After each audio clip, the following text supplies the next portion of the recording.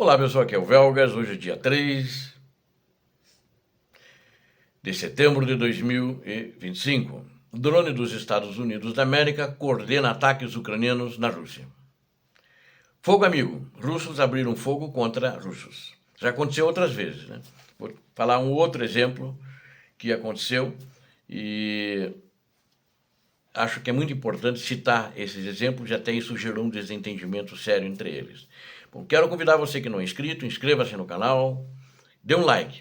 Pediria a vocês que ajudassem o canal a conseguir mais inscritos, que distribuam pelo menos durante uns 10, 15 dias, se puderem mais, sempre, para pelo menos 10 pessoas do seu relacionamento, das suas redes sociais, se não der para todos, seja através do Facebook, seja através do WhatsApp, do Instagram, do X, etc., para ajudar o canal a crescer. Tenho certeza que tem gente que vai gostar e vai juntar-se a nós também para assistir os vídeos, né? Termos mais visualizações e inscritos também, né? E também é importante você dar o like, todos vocês que assistam esse vídeo.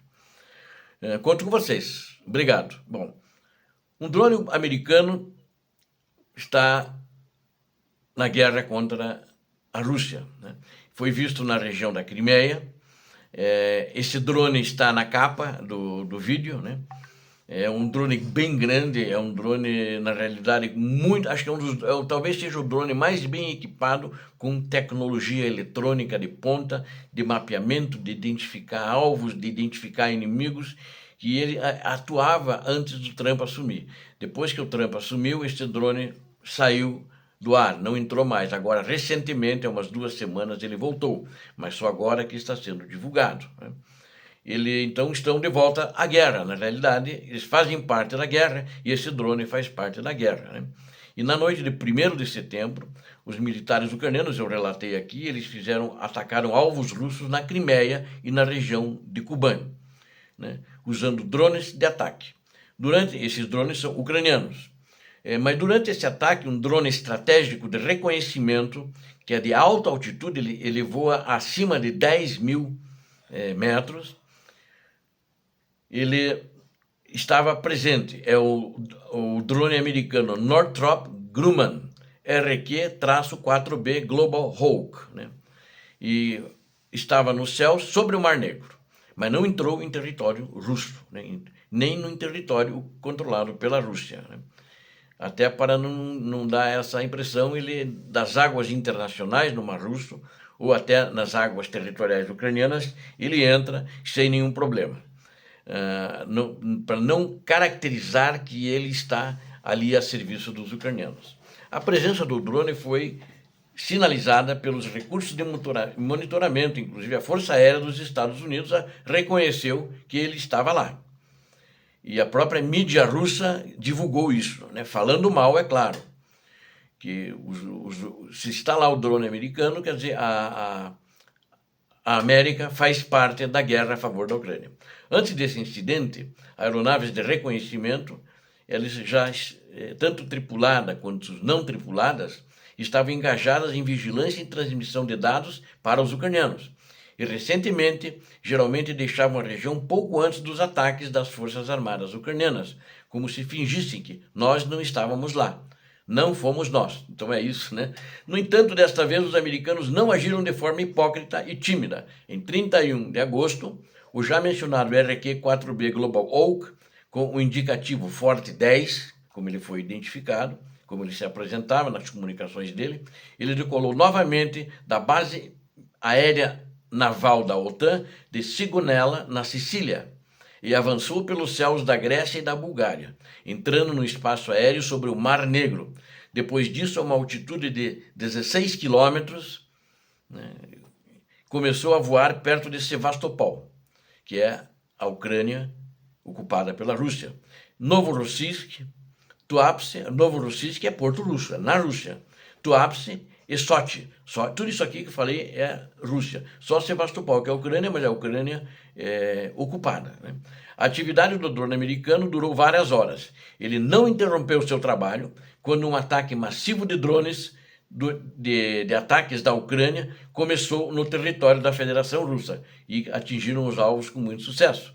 De acordo com especialistas russos, ele não tem dúvidas de que o já mencionado drone, que eu falei para vocês, para não repetir o nome do drone de novo, que é da Força Aérea dos Estados Unidos da América, ajustou diretamente o ataque das Forças Armadas ucranianas. Eles acreditam que os americanos mudaram de tática mais uma vez. Os especialistas lembraram que após a posse do presidente americano, Donald Trump, não apareceu na região esse drone por vários meses, mas em junho agora começou a voltar, apesar das constantes conversas sobre negociações de paz, né? E, além disso, ele está agora diretamente envolvido nas missões da Ucrânia contra a Rússia e deve ser abatido. Isso é o que falou a mídia russa. Por exemplo, esta é a opinião do chefe do Centro de Estudos de Conflitos Militares e Políticos, Andrei Kintsevich, russo, né? E essa entidade é russa também. Mas isso não é tudo. Recentemente, este RQ-4B Global Oak sobrevoou regiões de Leningrado e Pskov, vindo da Letônia, Estônia e Finlândia, realizando atividades ao longo da fronteira russa. Como resultado, um drone causou incêndio no terminal Novatek, no porto de Ust-Luga, que eles dizem que são destroços de drone. Só quero fazer um comentário aqui, talvez eu fale outras vezes. Esse negócio de destroços, destruir uma refinaria no porto de Ust-Luga, não existe, né? Porque destroços, quando o drone é atingido, ele está cheio de explosivos. Ele explodiu no ar. Então, os destroços que caem não têm o poder de fazer um grande incêndio, de uma grande destruição, nem daqueles tonéis grandes de petróleo, de combustível que tem lá. Então, eles dizem isso para fazer uma justificativa para o público interno. Na realidade, o drone chocou-se e provocou a explosão. Chocou-se lá com 100 quilos, 250 quilos, que é o máximo que aqueles drones ucranianos levam, de explosivos em cima. O problema é dos drones que passam pela Rússia inteira, passeiam e vão lá e atacam. Eles derrubam, sem dúvida eles derrubam. Isso não dá para negar. Mas que dizer que há uns destroços de 10 drones que eles abateram, que abateram até antes de chegar na região, causaram esse estrago. Essa história, né? Que nem meu pai dizia, isso é história para boi dormir, né? Então, acho que o boi não dorme se contar uma história dessa, né? Então, em consequência, até o aeroporto internacional de São Petersburgo, o aeroporto de Pulkovo, ficou paralisado aí por aproximadamente 8 horas, talvez até um pouco mais. Bom, outro assunto que eu quero relatar aqui é fogo amigo. Russos abriram fogo contra russos em Kherson. Então, russos abriram fogo entre si e 21 soldados morreram e vários ficaram feridos. O número maior, não divulgado, de feridos russos. Esse tiroteio aconteceu na região de Kherson, na parte ocupada pela Rússia. São duas unidades que uma atirou na outra. Não foi enfrentamento de raiva, foi, na realidade, engano, a percepção diferente. Eles acharam que ucranianos estavam lá. E a tensão ainda anda muito grande lá. E depois, de fato, os comandantes bateram boca e os militares oficiais bateram boca de ambas as partes. E existe uma tensão entre eles por causa disso. O movimento partidário Atesh, que é os partisãs, é a resistência ucraniana, afirmou isso, inclusive, num comunicado, confirmou, e os blogueiros russos também já estavam falando disso aí. De acordo com a publicação, os eventos ocorreram na margem esquerda da região de Kherson, né? Margem esquerda do rio Dnipro, né? O conflito armado surgiu entre unidades da Brigada de número 127, que é uma brigada de reconhecimento, e do 24º Regimento de Fuzileiros Motorizados da Rússia. Tudo começou quando militares do 24º Regimento abriram fogo contra as posições da Brigada de número 127. Eles, por sua vez, os confundiram com ucranianos, como se fosse um grupo de sabotagem e assalto ucraniano, e colocaram a unidade de reserva em alerta, e avisaram toda a região para ficar em alerta que tinha ucranianos infiltrados nas posições russas. Como resultado, foi um tiroteio violento, caótico, né? E demorou bastante, por causa disso que aconteceram tantas baixas. Como resultado, né, que eu já falei, 21 ocupantes russos eliminados, 17 ficaram feridos, segundo informações é mais, né? Mas apenas foram divulgados esses, na realidade talvez não deu para contar mais, e após o incidente as verificações nas unidades foram iniciadas e o controle e interrogatório de pessoal foram reforçados. Os controles na região também foram reforçados. O clima dentro das unidades russas na região tornou-se muito tenso. A desconfiança cresce entre os soldados suspeitam um dos outros, né? E os comandantes temem novos conflitos, agora até por vingança um do outro, porque até uma disputa assim, parece que quem matou mais entre esses 21, porque os 21 é baixas dos dois lados, né? A 24ª, o regimento atirou, a brigada 100 e alguma coisa respondeu, 127 respondeu, e aí deu esse problema, né? É um problemão na realidade.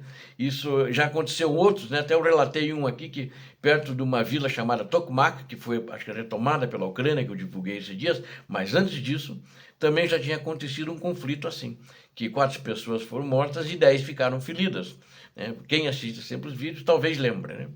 Então esse conflito entre os militares que está procurando aí acontecendo uma rixa entre os russos, que já têm um moral baixo por causa dos ucranianos, e agora, pior ainda, fica mais tenso com o tiroteio entre si. Obrigado a vocês que assistiram esse vídeo. Conto com vocês para se inscrever no canal. Você viu aqui a verdade, que não tem enrolação, né? E também quero pedir a vocês que inscrevam-se no canal e deem o like. É muito importante para o canal a participação de vocês. Deus abençoe a todos vocês. Deus abençoe a Ucrânia. Deus abençoe o Brasil. Paz e bem, paz para toda a humanidade.